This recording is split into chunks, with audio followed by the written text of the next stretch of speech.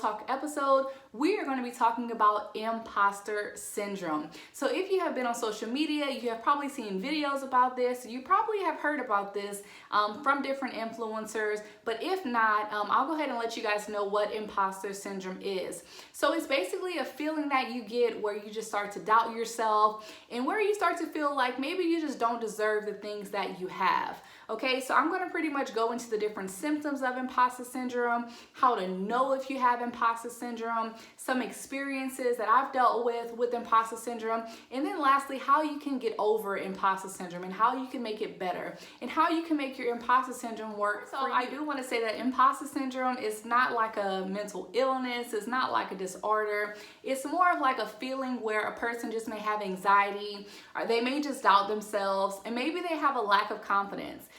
And there could also be some negative self-talk. If you have any of those symptoms, then hey, you might have imposter syndrome. A lot of imposter syndrome is just feeling inadequate, feeling that you are not good enough, and just feeling kind of like undeserving of the different things that you go through or the things that you accomplish, and some people are like, well, why would they listen to me? And I'm not really an expert, or they have 5 degrees, so people should listen to them. People won't listen to me because I only have 2 degrees, and like different things like that.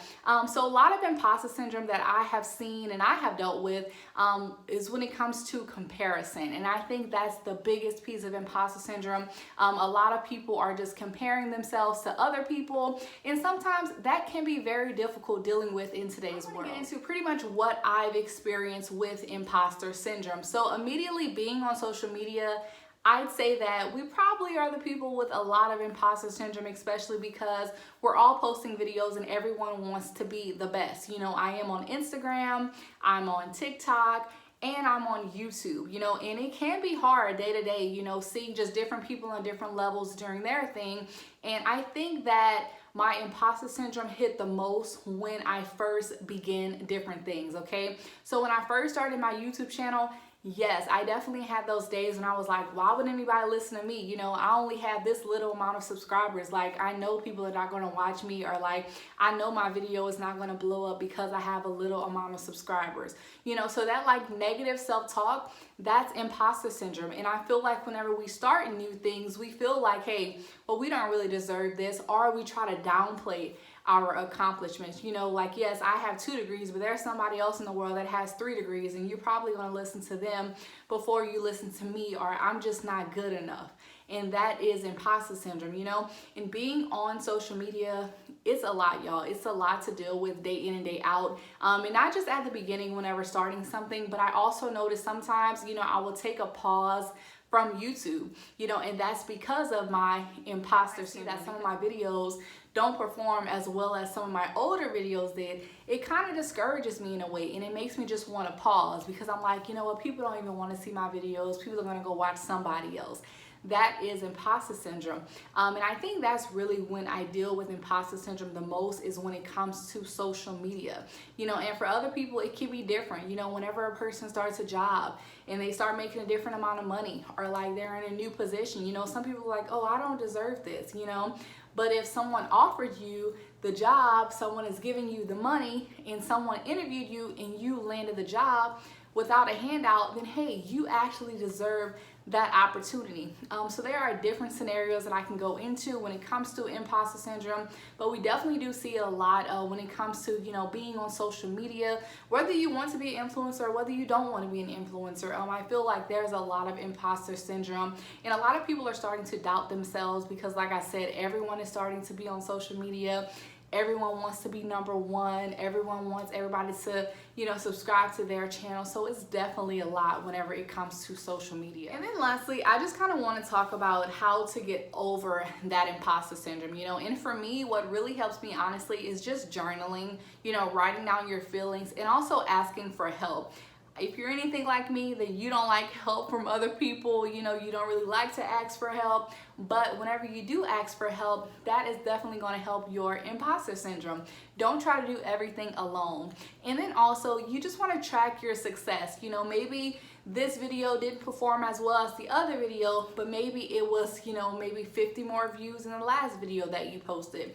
So you definitely want to make sure that you are tracking your own success, and you're also focusing on you and your success, and just really believing that you deserve all good things that come your way.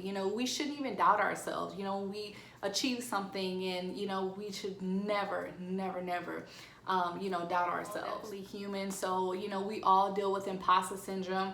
But I think the biggest thing throughout all this is just realizing how far you have come, whether that's a job, whether that's education, whether that's social media. Look back at like your past videos and your past photos or your past jobs that you had, and then look at yourself now to see where you are, so that can also help with imposter syndrome. But that's pretty much what I wanted to talk about today. I wanted to talk about it because I feel like it's a topic that I'm starting to see more now on social media, but I think it's because more people want to, be on social media and stuff like that. So a lot of people are realizing that they do have that imposter syndrome, but just doubting yourself, having anxiety, feeling like you're not good enough, feeling like you don't deserve things.